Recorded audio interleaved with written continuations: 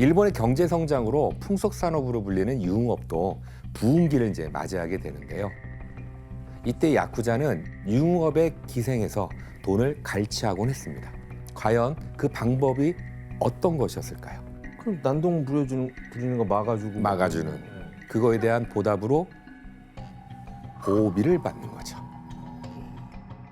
보호비는 세력권 내의 유흥업소, 음식점, 매춘업소, 빠찡꼬, 그리고 마작업소 등을 대상으로 보호를 해준다는 명목 아래 받아내는 돈입니다. 이거를 거부하면 조직원들을 동원해서 위협하고 해코지를 하면서 영업을 방해했던 거죠. 무섭다. 근데 보호비를 어느 정도로 갈취하길래 그게 돈벌이 수단이 되는 거예요? 네.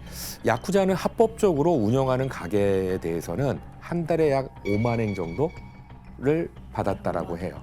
하지만 유흥업소 중에서도 도박장 등 불법으로 운영되는 곳들에 한해서는 보호비를 몇 배로 이제 뻥튀기 하게 되겠죠. 그런데 신고조차 제대로 할 수가 없는 거죠. 불법이니까. 불법이니까. 예, 맞습니다. 야쿠자는 이렇게 보호비를 명목으로 마음껏 돈을 갈취하는 게 가능했던 겁니다. 그런데 야쿠자에게는 1956년 새로운 상황이 전개되게 돼요. 56년? 바로 성매매 방지법, 즉 매춘 방지법이 일본에서 발표가 된 거예요.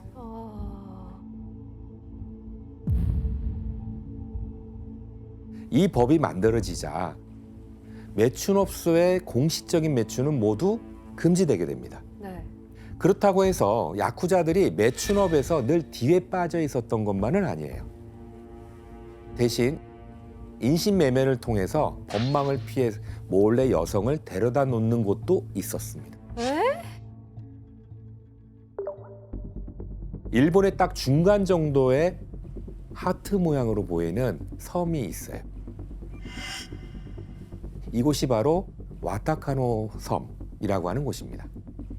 일명 매춘의 섬이에요. 충격적이다. 일단 저 섬은 그냥 말 그대로 매춘을 위한 섬인가요? 예. 지금의 도쿄인 이전에 에도와 오사카를 잇는 주요 해상로에 위치한 이 섬은 에도 시대 때부터 여자들만 사는 섬이라고 불리면서 매춘업이 성행했던 곳이에요. 야쿠자는 이곳에 여성을 비싸게 팔아넘기고 돈을 벌기도 했습니다. 섬에 가다 놓네. 예, 맞습니다. 여러 곳에서 헌팅한 여자 3명을 연달아 섬으로 보내 순식간에 600만 엔 정도 벌었다. 30명 이상은 섬으로 보낸 것 같다. 이곳의 이야기는 취재하던 한 소설 작가가 책으로 이제 르포로 발간을 하면서 밝혀지게 됐는데요. 일본 안에서 버젓이 일어나는 야쿠자의 인신매매가 세상에 드러난 거라고 볼 수가 있습니다. 형사님, 네. 야쿠자가 매춘업과 얼마나 깊숙하게 관련되어 있는 거예요? 뭐 야쿠자는 원래 매춘업을 꾸준히 해왔고요. 미성년자 주부들을 팔아 넘기기도 하고. 와. 그리고 이제 야쿠자 목이 미성년자들을 갖다가 매춘을 하게 한 후에 거액의 이제 알선료를 받기도 했다고 하더라고요. 그러니까 이렇게 일본 사회에 전방위로 뿌리내린 야쿠자는 1963년 조직 수가 전국에 약 5,400여 개로 확대되게 됩니다. 와. 심지어 조직원은 당시 자위대보다 많은 숫자인 약 18만 4천여 명에 달했다라고 할 정도로 그 정점에 달했습니다. 와. 이렇듯 닥치는 대로 돈을 벌어들이는 야쿠자는 점점 일본 사회를 이제 좀먹어가게 되는 거죠. 그리고 1970년대가 되자 야쿠자는 당시 엄청난 수익을 올리던 이 사업에 뛰어들기 시작을 합니다. 그 사업은 대체 무엇이었을까요? 애니메이션? 아닙니다. 아, 바로 대부업이었어요. 나 말하려고 그랬는데. 사채요. 너무 순수한 걸 얘기해. 네, 사채업자.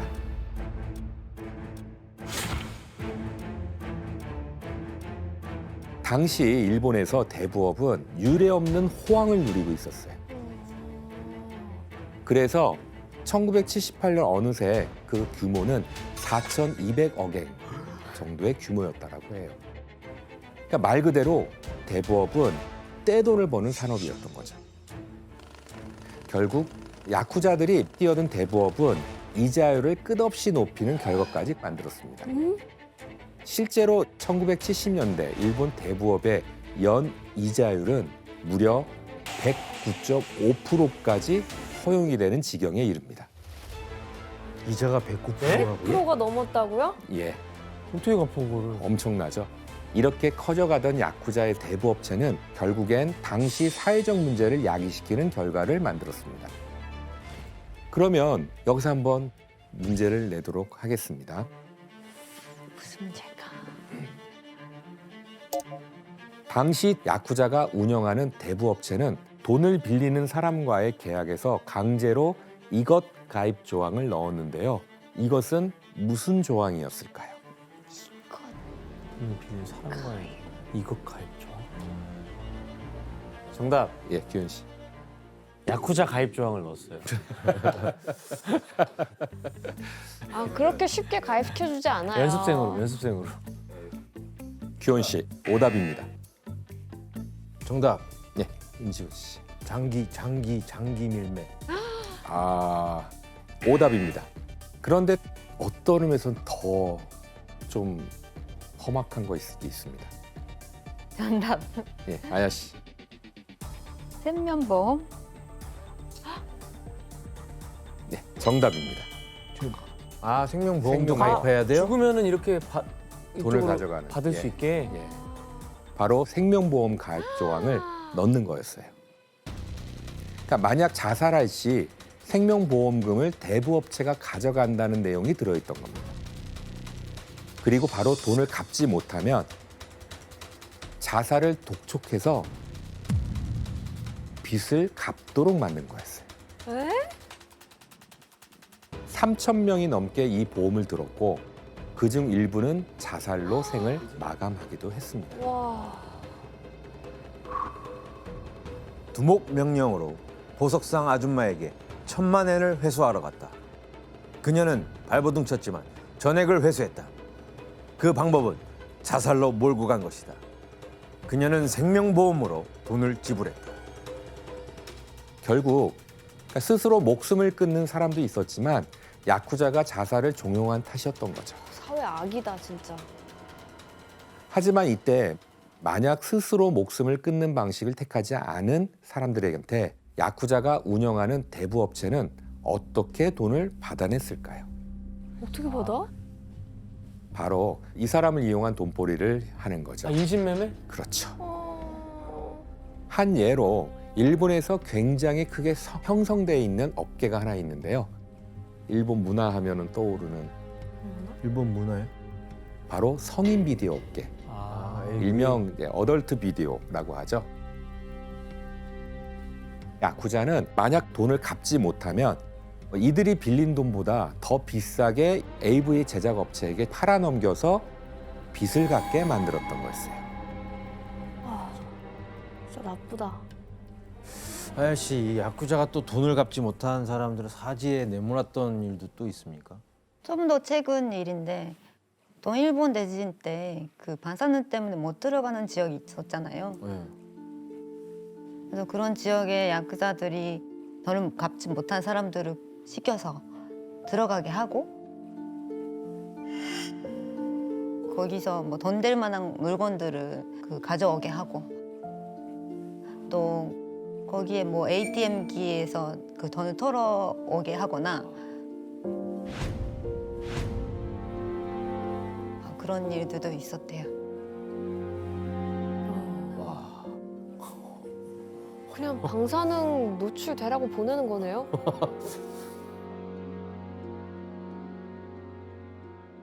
그러니까 돈을 뭐 빌려주는 게 아니라 그냥 돈을 계속 쓸어 담네요. 맞습니다. 네. 이후 1990년대로 들어가면서 버블 시대가 등장하잖아요. 아... 이제 야쿠자는 본격적으로 이 시기부터는 돈을 쓸어 담기 시작을 합니다.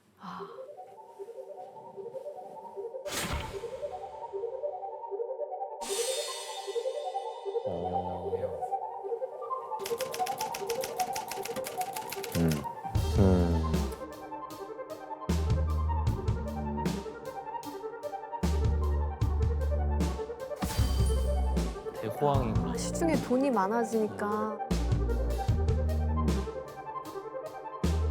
저금리 시대였기 때문에 더 가능한 거였네요. 그렇죠.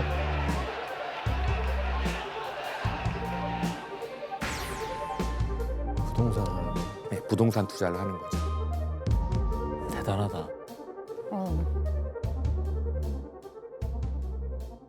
이때 바로 등장한 게 경제 야쿠자가 돼요. 그동안의 야쿠자와는 다르게 이들은 마치 기업가처럼 합법적인 경제 활동을 가장해서 조직에 엄청난 자금을 벌어다주는 역할을 하게 됩니다. 흔히 말하는 이제 양복 입고 다니는 야쿠자가 등장을 하는 거죠. 그렇다면 당시 경제 야쿠자는 어떻게 합법을 가장해서 돈을 벌어들였을까? 한 예를 들면요. 당시 이시 스스무라는 대표적인 경제 야쿠자가 있는데요.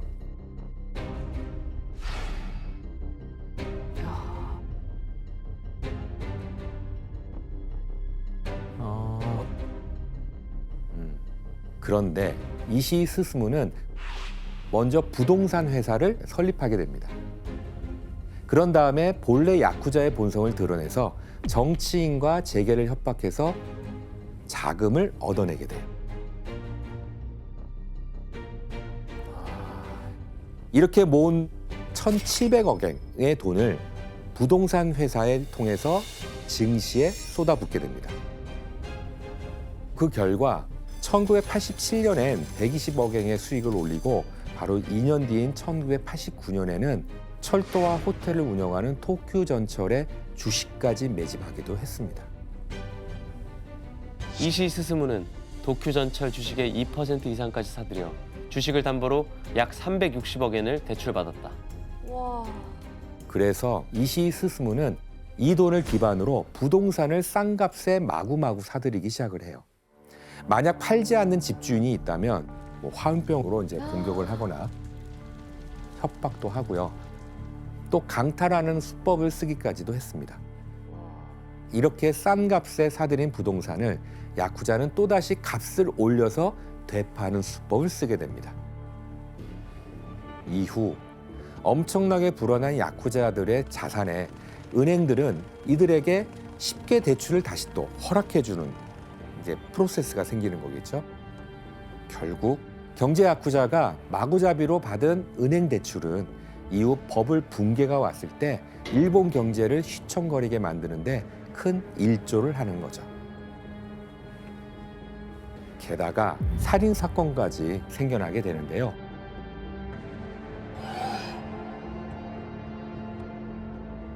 와.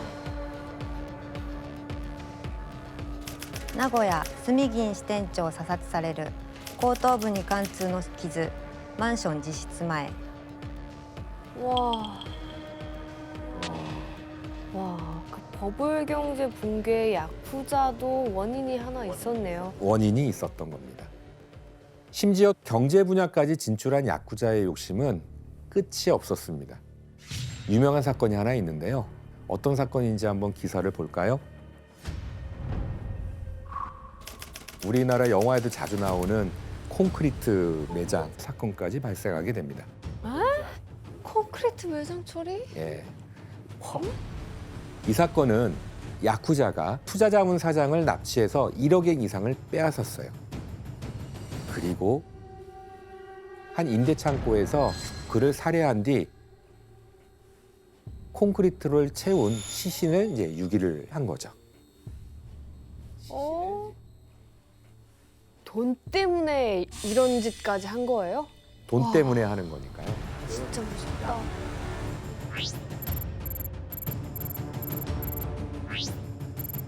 이렇듯 야쿠자는 돈을 벌기 위한 방법에 혈안이 되어 있었다라고 생각하시면 되고요. 그리고 이렇게 벌어들인 돈은 폭력에도 똑같이 투자하게 됩니다.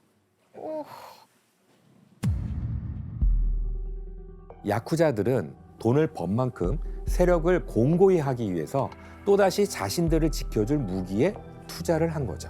1982년에 경찰이 압수한 야쿠자의 권총은 1245자루나 되었다고 해요. 같은 해 권총을 사용한 살인 사건으로 피살된 사람이 무려 66명이나 됐거든요. 그중 90%가 야쿠자와 관련된 사건이었죠. 아니 사회 문제가 끝이 없는데요? 네, 그렇죠. 심지어 무기 투자를 위해 야쿠자가 당시 어떤 사건까지 벌였는지 규현 씨가 한번 읽어봐 주실래요? 권총을 쓰네. 씨, 더 무섭다. 사례 하나. 1986년 10월 26일 야마구치파 야쿠자 조직원은 태국에서 조달한 수류탄을 일본으로 운반하던 중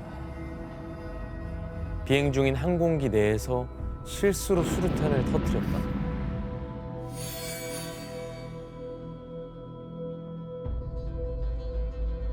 오 마이. 아, 멍청한 놈이네. 좀. 사례 둘.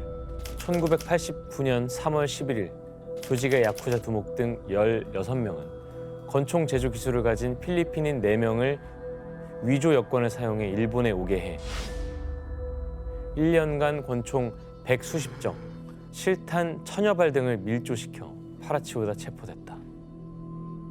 아 이거 밀수가 아니라 그냥 만들어버리는. 만들어버리는 거죠. 와. 징하네요. 저 정도는 좀 몰랐어요. 그냥 칼 같은 걸로 막 이렇게 찌르고 예. 그런 수준인 줄 알았는데. 예. 심지어 야쿠자는 권총 외에 보다 살상력이 큰 자동 소총 등의 총기나 슈루탄 등의 폭발물을 보유하는 데 혈안이 되어 있었습니다. 자본력이 야쿠자의 무장을 진전시켰고 이는 일본 사회에 점점 위협이 되고 있었던 거죠.